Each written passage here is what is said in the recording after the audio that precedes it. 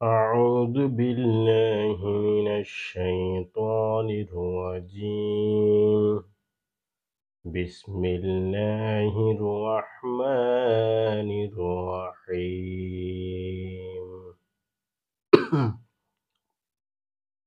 আজকে সূরা কদরের তেলাওয়াত এবং তরজমা এবং কদরের ফজিলত সম্পর্কে একটু আলোচনা। إنا أنزلناه في ليلة القدر وما أدراك ما ليلة القدر ليلة القدر خير من ألف شهر تنزل الملائكة والروح فيها بإذن ربهم من كل أمر سلام هي حتى مطلع الفجر صدق الله العلي العظيم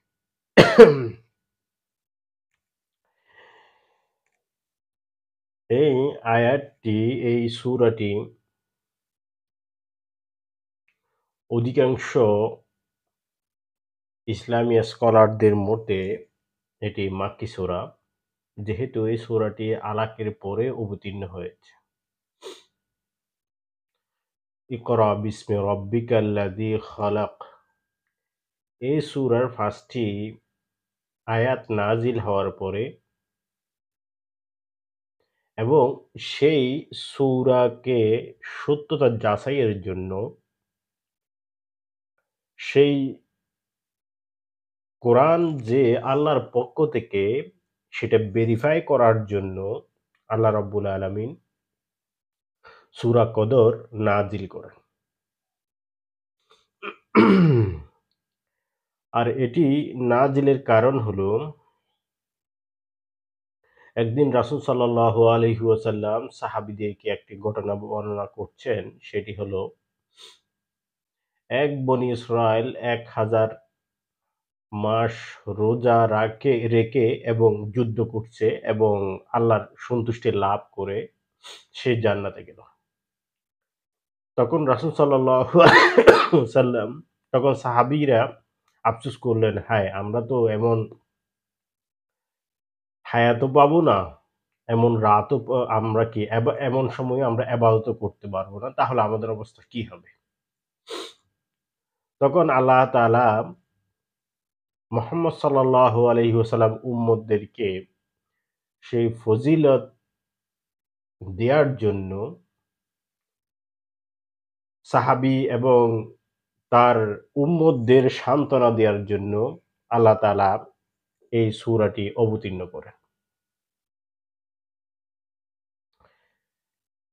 এই সূরার অর্থ হলো,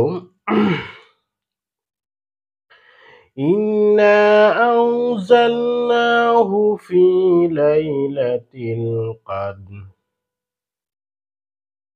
নিশ্চয় আমি এই কদরের রাতে আমি নাজিল করেছি। কি নাজিল করেছেন? এই কদরের রাত নাজিল করেছেন, সেটি হলো এই কোরআনকে নাজিল করেছেন। আল্লাহ তাআলা সারা বছর কোনো কি করেননি। মানে কোরআন নাজিল করেননি। তিনি একটি নির্দিষ্ট নাজিল করার জন্য তিনি একটি সময় নির্দিষ্ট করেছেন। সেটি হলো কি? এই কদরের রাতে। তিনি সেদিকে নির্দেশ করছেন এই আয়াত দ্বারা।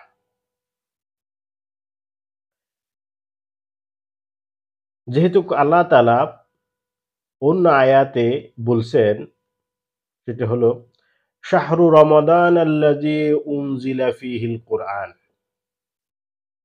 আমি এই রমজান মাসে কোরআন নাজিল করেছি। আরেকটি আয়াত আল্লাহ রাব্বুল আলামিন বলেন, ইন্না আনজালনাহু ফি লাইলাতিল মুবারাকাহ। এই বরকতময় রাতে আমি এ কোরআন নাজিল করেছি। বরকতময় আয়াত কোনটা? সেটা কদরের রাত।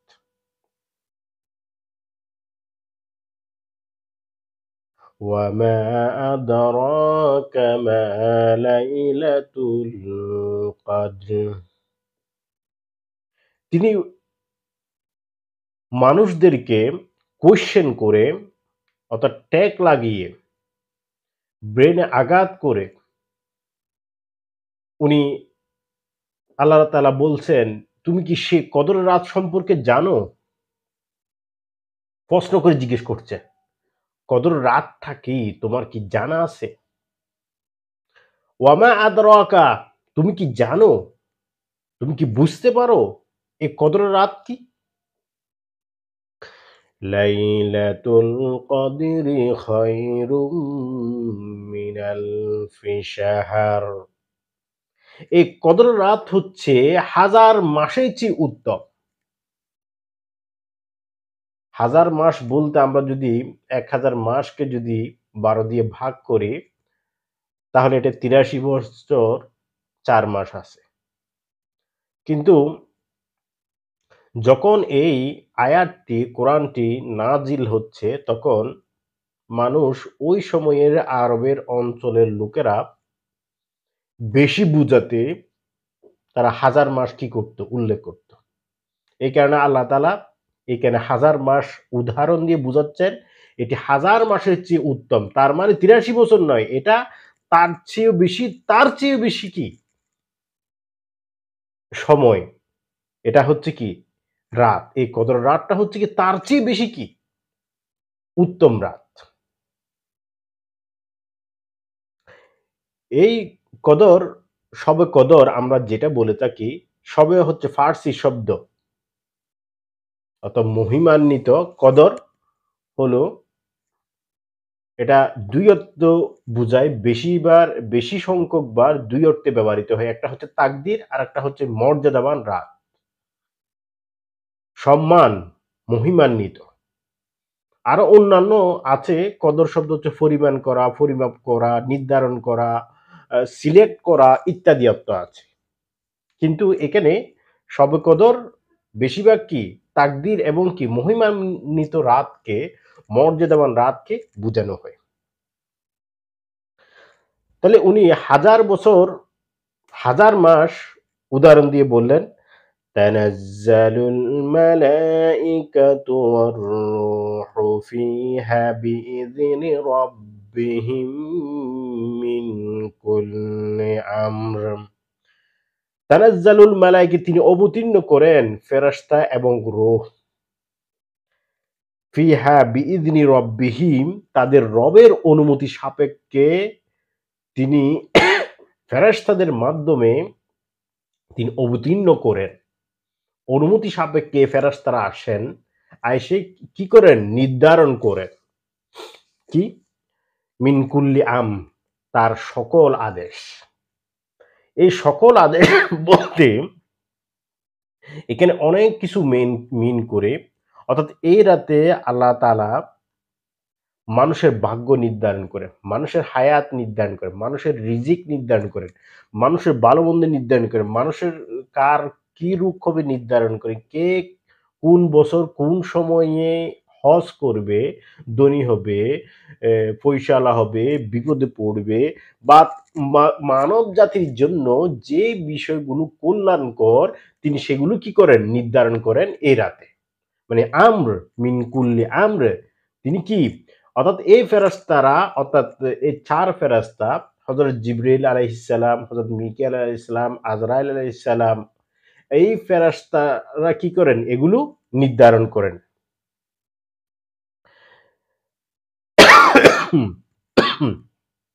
অর্থাৎ আল্লাহ তাআলা, হযরত ইবনে আব্বাস রাদিয়াল্লাহু বলেন, আল্লাহ তাআলা এই ফেরেশতা দিয়ে মানুষের ভাগ্য নির্ধারণ করার, সিলেক্ট করার জন্য দায়িত্ব দিয়ে দেন।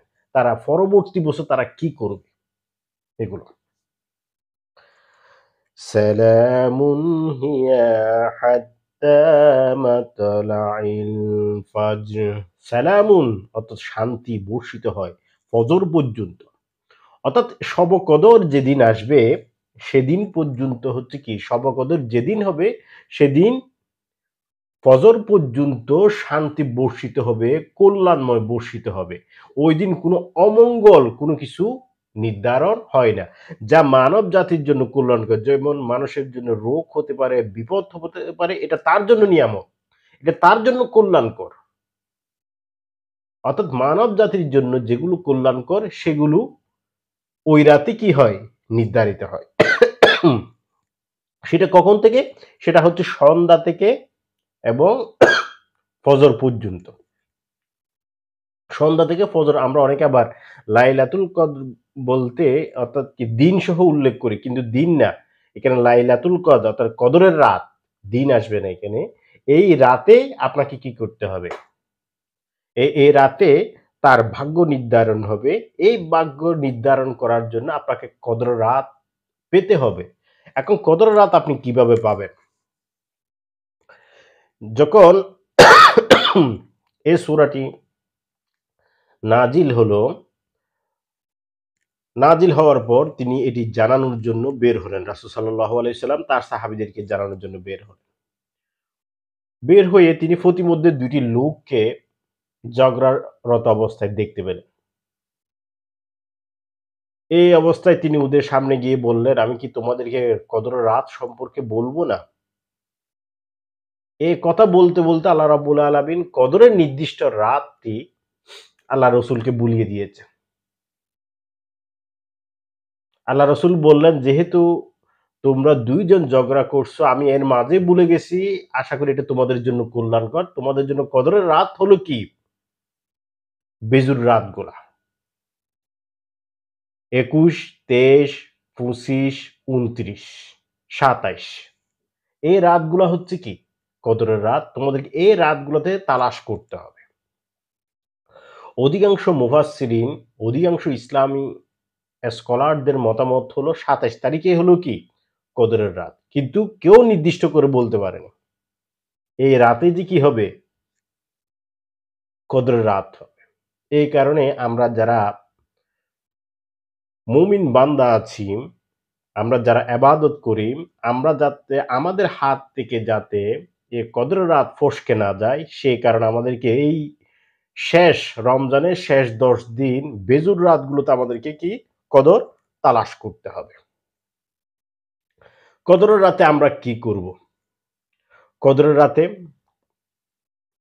কাবা শরীফের ইমাম আব্দুর রহমান আস-সুদাইস বলেছেন, এই কদরের রাতে আপনাকে ৩ টি কাজ বেশি করার জন্য চেষ্টা করবেন।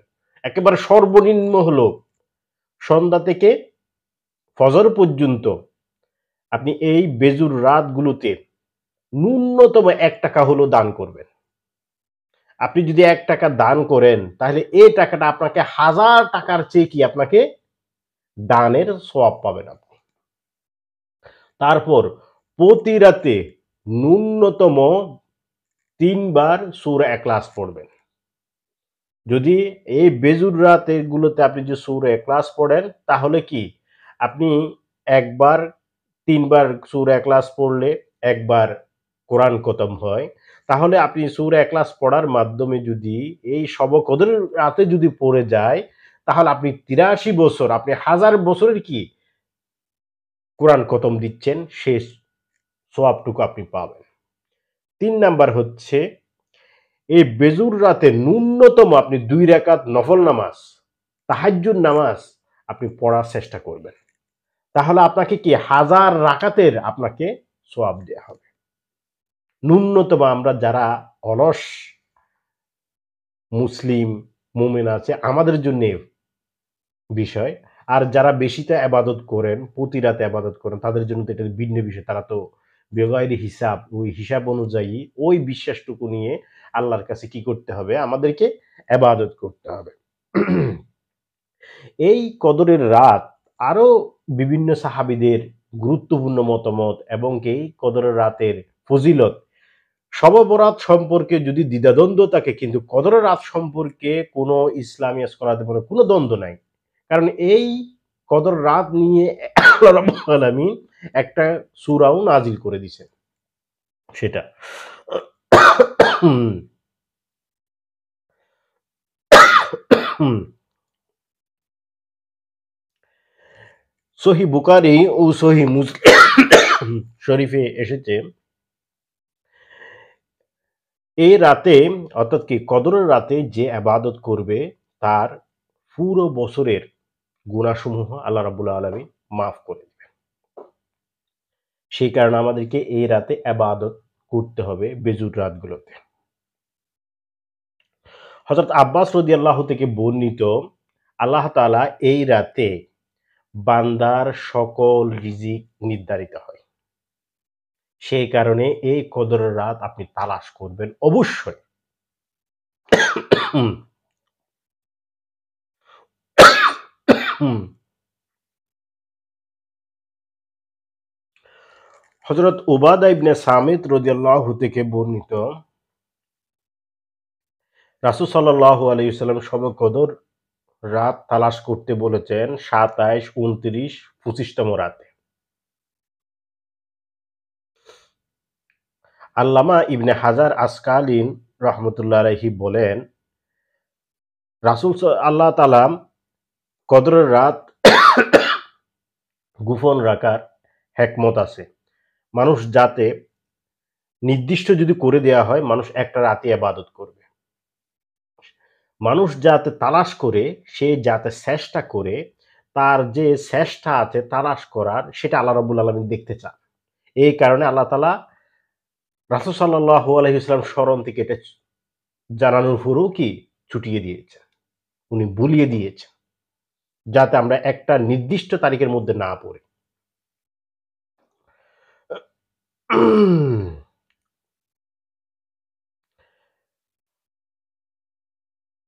আর আমরা কি দোয়া করব এই শবে কদরের রাতে? আমরা হচ্ছে কি আল্লাহুম্মা ইন্নাকা আফুউন কারীম তুহিব্বুল আফওয়া ফা'ফু আন্নী। হে আল্লাহ আপনি মহানুভব ক্ষমাশীল। আপনি ক্ষমা করতে পছন্দ করেন। অতএব আপনি আমাকে ক্ষমা করে দিন। এটা তিরমিজি শরীফে আসছে।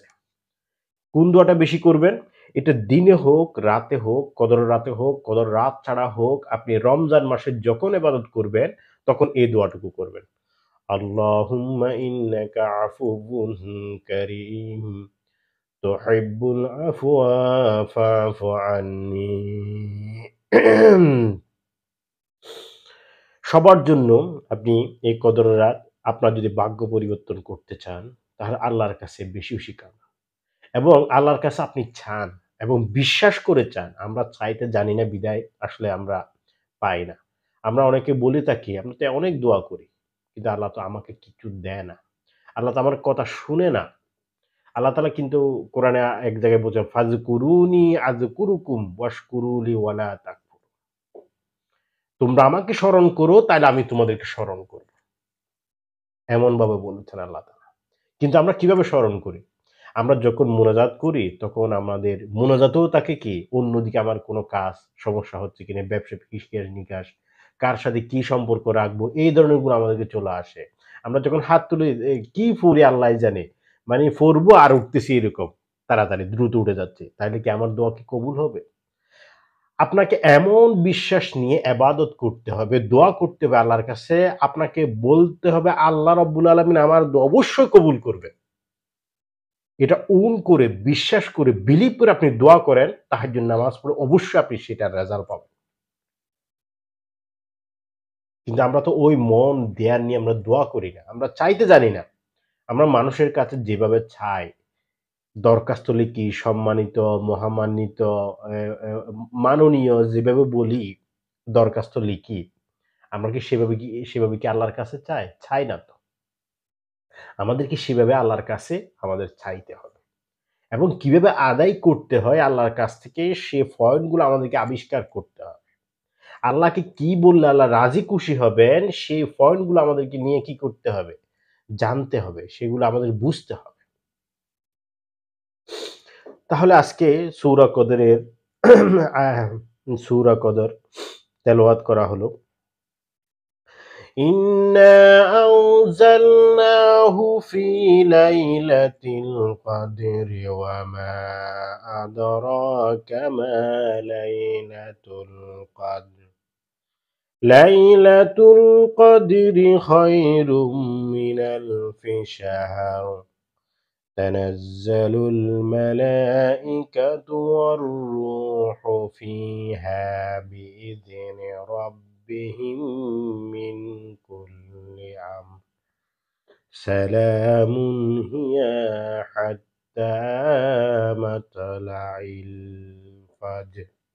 মহান আল্লাহ তাআলা আমরা যাতে শবে কদরের রাত যথাযথভাবে পাই, আমাদের যাতে ভাগ্যে থাকে, আমাদের যাতে নসিবে থাকে, আমাদের যাতে কপালে লিখন থাকে, আল্লাহ রাব্বুল আলামিন যেন আমাদেরকে সে রাত উপভোগ করার তৌফিক দান করুক।